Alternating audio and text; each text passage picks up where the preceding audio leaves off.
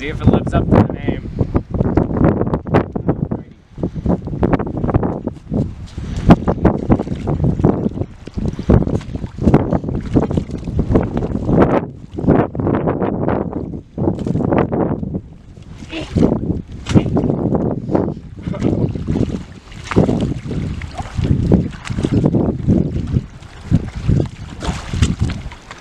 I think I've sprung a leak.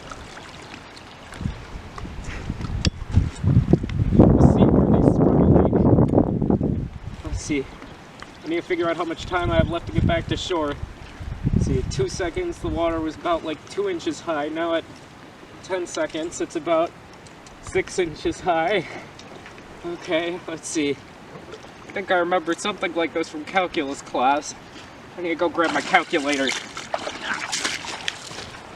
So, since we know 2 points on a graph, or a line we'll call h of t, we have at 10 seconds there was 6 inches of water, and at 2 seconds there was 2 inches of water. So we can use that to get the slope.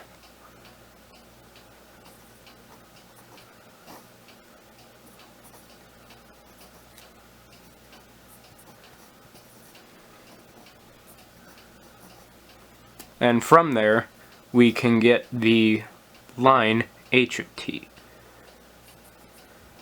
where h equals 1/2 of t plus 1.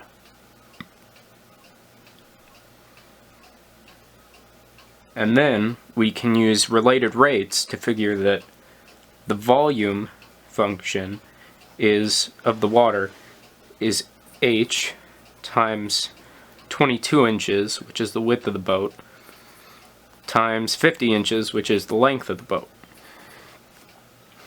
From there, we can determine that V equals 1100 H. And then we can set up a related rates problem, where dV dt, the function of volume over time, is equal to the derivative of h times dH dt. And then the derivative of 1100h would be 1100, so dV dt equals 1100 dH dt. Now we just need to figure out what dH dt is. And we can use this equation up here to figure that out. So if we do h equals 1/2 of t plus 1, we can move t to the other side. After we do the dH dt part,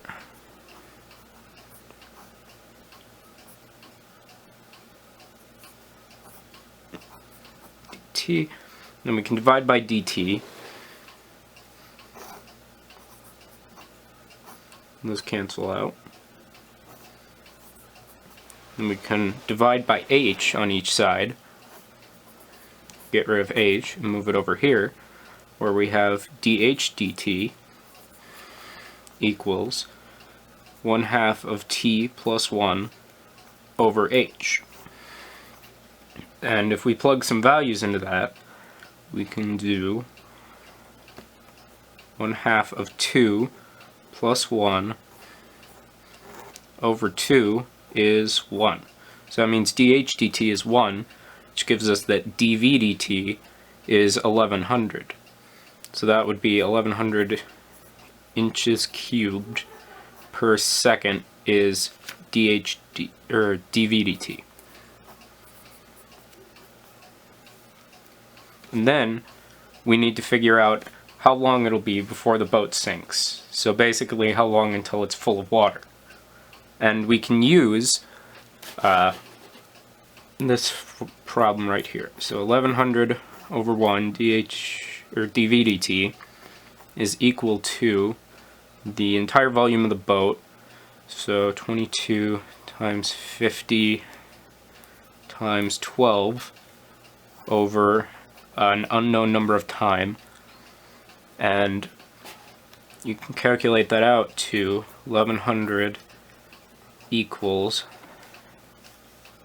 for 1, equals 13,200 over an unknown number of time.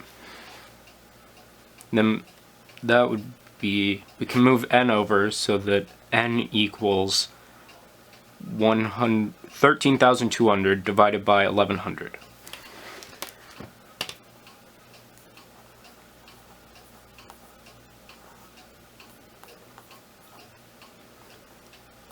If you use a calculator, you can figure out, or you're good at math, you can figure out that n is 12 seconds. So that means I got 12 seconds to get back to shore before my boat sinks. Well, now that I'm done with the math, I can get back to my boat and get it to shore before it sinks. Oh. I guess I was never really good at those related rate problems.